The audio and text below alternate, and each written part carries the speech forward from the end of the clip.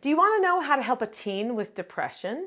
I'm Nicholeen Peck, and I teach all over the world about parenting, good communication, how to build strong family bonds, all through the lens of the principle self-government. And I have lived with depressed teens before too.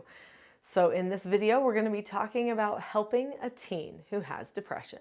In this video, we're going to be talking about current trends with depression and teens and why we are having such an issue with increased depression with teens. And then we're going to be talking about what you can do to create an environment that will help your teen focus on other things besides depression.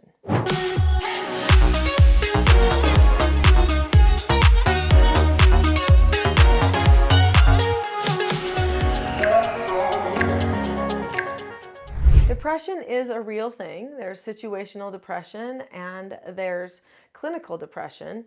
Every person, probably at one point or another, gets the opportunity to be depressed. We have things that happen in our lives that make life difficult to handle. There may be things that we have a hard time letting go or putting to rest, or we have a feeling of sorrow, maybe loss. We might have a feeling of guilt.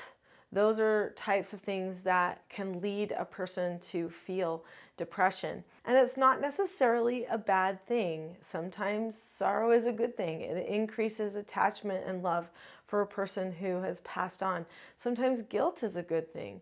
Sometimes you need to feel bad about something that's happened in order to motivate yourself to find another solution so that you don't have that same problem maybe occur in your life again. So it's not that the feeling of depression in and of itself is bad, but it's what can happen to a person, especially if they have a habit of going to depression as their go-to for how to solve their problems, or if they get stuck in it, or if a person has clinical depression, then it is going to be their first stop on a lot of things to start beating themselves up. Some people who experience depression, especially clinical depression, they will start to devalue themselves. They'll start to tell themselves they're worthless, nobody cares about them, those types of things again and again, to the point that they can sometimes start to do some very drastic things in order to try to alleviate some of the pain and suffering. Sometimes some risky behaviors, sometimes some even life-threatening behaviors. Obviously, we don't want anybody to be going down that road, but you can't always completely control people. They do have their choice. So what can you do as you're working with teens who might be experiencing depression, whether situational or clinical? How can you help? I'm not a huge advocate for medications. Depression medication is usually very temporary in its success. And so keeping that in mind, you don't want that to just be your main go-to. That doesn't mean it can't help a person a little bit sometimes. There was a time actually where I had post-traumatic stress disorder and I was actually prescribed Prozac for a couple of months just to get my brain back functioning the way that it should. I consider that to be one of the hardest times I ever had in my life, but also one of the greatest blessings that there was some medication that could get my brain set back again, and then I could step myself off of it. And that was just fast. It took, a period of like 6 months that I had to go through that process, and then I was back to normal. That to me seems like a great thing to have medication for. But I do know some people who go on depression medications, especially some of the youth that I worked with as a therapeutic treatment care parent. I took in troubled teens. Many of them came on many different medications for depression and such, and soon the medication wouldn't work. And then we'd up the dosage and then change the medication and then change it again, and then because it wouldn't work for them. And so you do have to be doing something else besides just taking medication. If it's situational depression, don't jump to medication as your go-to at first. You're going through a divorce or a hard situation. Those things can have prolonged bouts of depression, but that doesn't necessarily mean that you need to have medication for those moments in your life. If you do, no shame in that. I'm just saying that we do need to look at the full picture, all of our options, and make sure that you're not just trying to medicate the problem away. When we're talking about medication for depression, it's also important to recognize that with teens, they're going through puberty, their body chemicals are changing all of the time anyway, which means that those medications are probably going to have to be adjusted just for that as well. And so sometimes medications don't work well for teens just because of puberty. So how do you help this person with depression, this teenager who is struggling? First off, let's understand a little bit about depression. So right now, depression is complained about a lot among teens. When I was young, nobody thought they had depression. Nobody even hardly mentioned depression.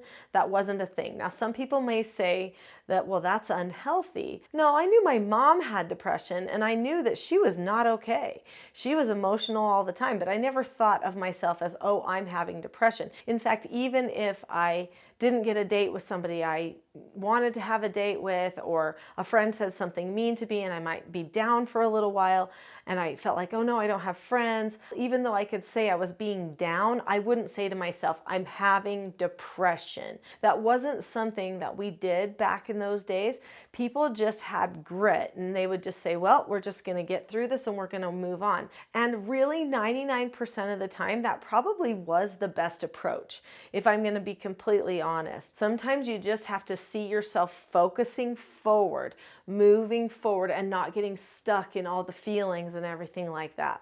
But there was a percentage of people that probably that approach did not work for, maybe even hurt them, because they needed something a little bit more understanding, a little bit more caring. They needed somebody to actually help them understand what was going on a little bit more than, hey, walk it off, you can do this, it's okay, this happens in life, which I think everyone needs those messages, but you also need to know when somebody might have something a little bit more acute that they're dealing with. So for many years, my husband and I did therapeutic treatment care, like I said, for troubled teens, and they would go through a lot of trauma and hard things in their lives. Many of them were abused, as well as being neurodiverse, and sometimes the combination of their circumstances ended up leading to a lot of depression. Now, obviously, I cared, I loved them, I helped them through things the very best I could, but there did come a point with many of them that I did recognize they were going to their depression as a crutch, as like, well, I'm depressed, so I can't. I'm depressed, so I can't go to school. I'm depressed, so I can't step out of my comfort zone. I'm depressed, so I can't. And it just became their excuse for everything. And so we did have to help them move past that. Sometimes we even had to help correct them when they were having a moment where they were just using their depression as excuses. We had to help them see they could indeed move forward. So a person can either be self-focused or feelings-focused, which leads to lots of excuse making, or they can be action-focused and be moving forward. To solve the majority of our mental health issues, we have to maintain action-focused.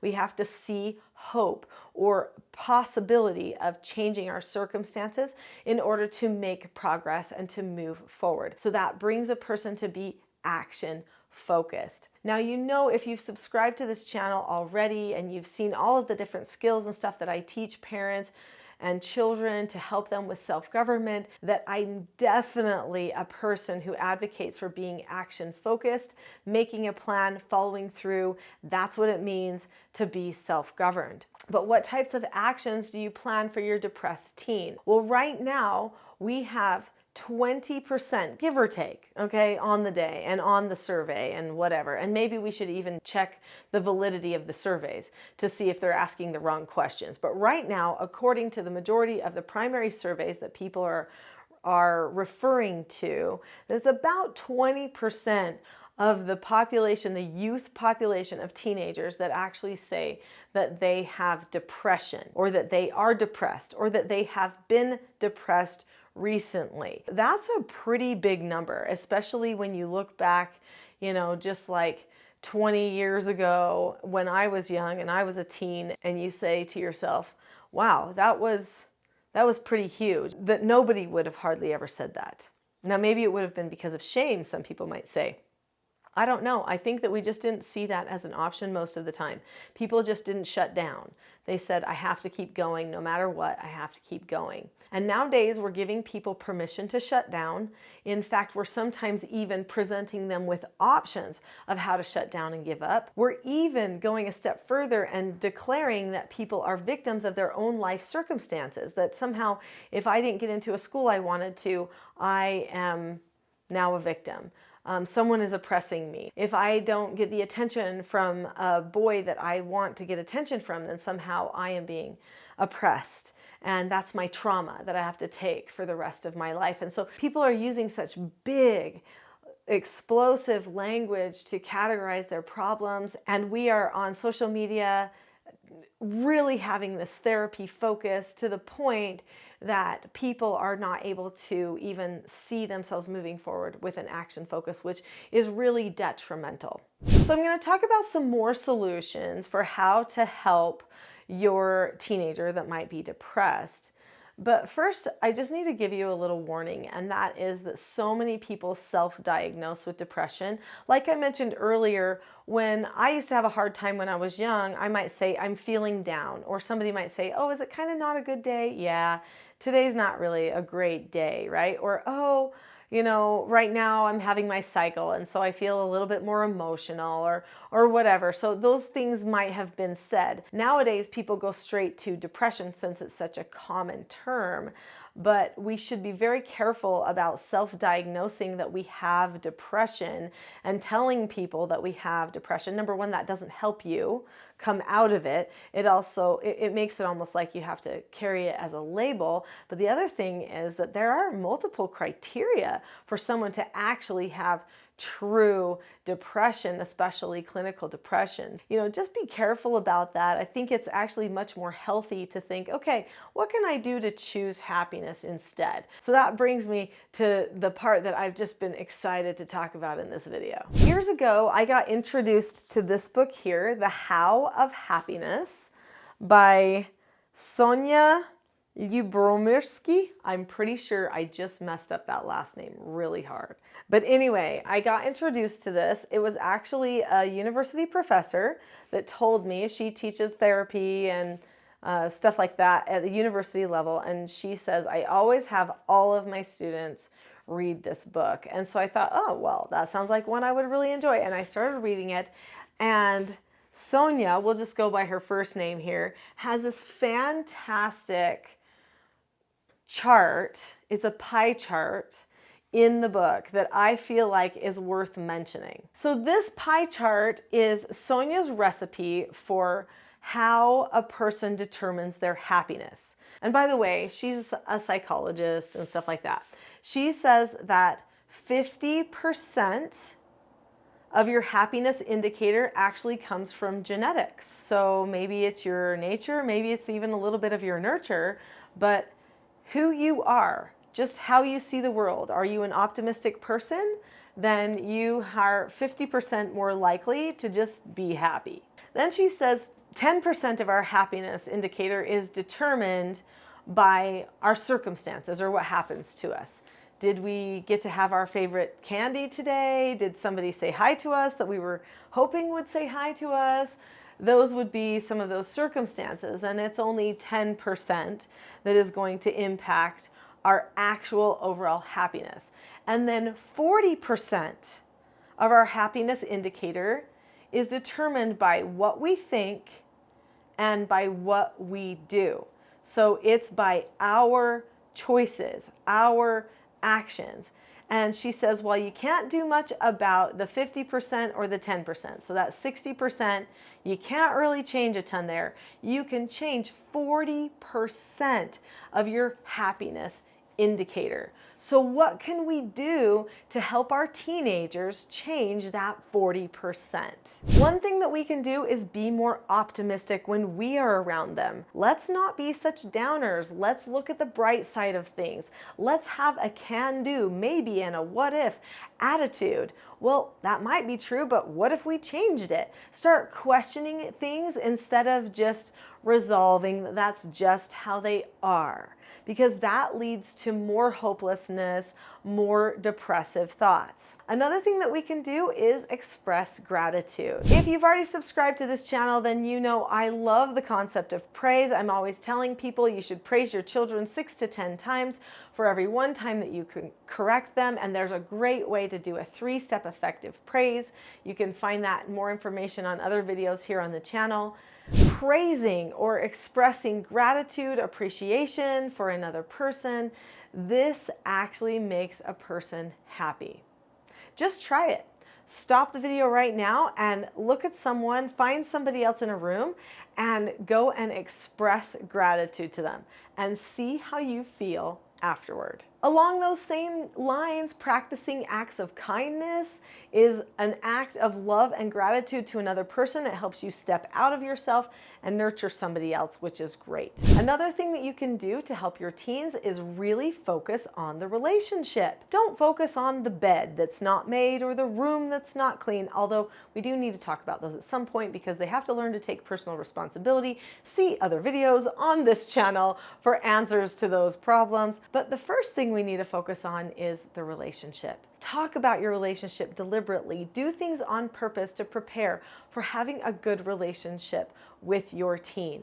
Let them know that they're important to you and that you are putting them as a priority in their life. And then they will start to put other people as priorities in their lives too. Setting goals is very beneficial for having happiness and helping you choose things that you can do to improve your lifestyle and your outcomes. In the Teaching Self-Government Parenting training, we talk about something called parent mentoring sessions. So when you have a mentoring session with your child, you're going to help them take their own development into their own hands and set up goals in the different areas of development that they need in order to feel like they're achieving something and being successful. When you see yourself making progress, you're usually a lot more upbeat. Living deliberately is so important. Make a plan, follow through. Do things on purpose. Don't wait for happiness to find you. Go out and search for it yourself. If you know that taking care of your body makes you happy, plan to do it. Set an alarm on your phone. Tell your teen to set an alarm so that they get out there and they see the sunshine, they do some physical activity. Taking care of your body is actually one of the things that increases happiness. I know that when I'm sick and I'm not feeling good, if I just go and have a shower, it makes all the difference. I remember when I was a young mom and I felt like I didn't have enough time in the day to get everything done, if I could just shower and make my bed, then I felt like I had conquered something that day, even if the whole rest of the day was wrapped up in just babies and toddlers and feeding other people. Making sure that you take care of yourself can make a big difference too. And what about spirituality? That's a big part of our development. Teenagers need to develop their spirituality. Sometimes when people hit the teenage years, they pull away from spirituality, but that's the time when they need it the most. They need to know that there is a greater force that's behind all of us, that there is God that we are being helped by, that somehow there's someone out there that loves us, watches over us, and even helps pave the way for us. Maybe they can find some of the miracles in their lives and in other people's lives. Maybe watch movies where you see miracles happen, like Heaven is for Real and some of those types of movies, so that your teen can see, maybe there is something greater than just me in this world. That can make a huge difference. Depression can be a part of life. It can especially be a part of teenage life, but it doesn't have to be the go-to. There are things that you can do. Start working on your relationship and your self-government now. If you want to help your teen learn some empowering skills that will help them further with their self-government, then be sure to watch the video, The Not So Known Secret for Parenting Success. On that video, there will be a lot of skills that you can use to help decrease depression, increase confidence.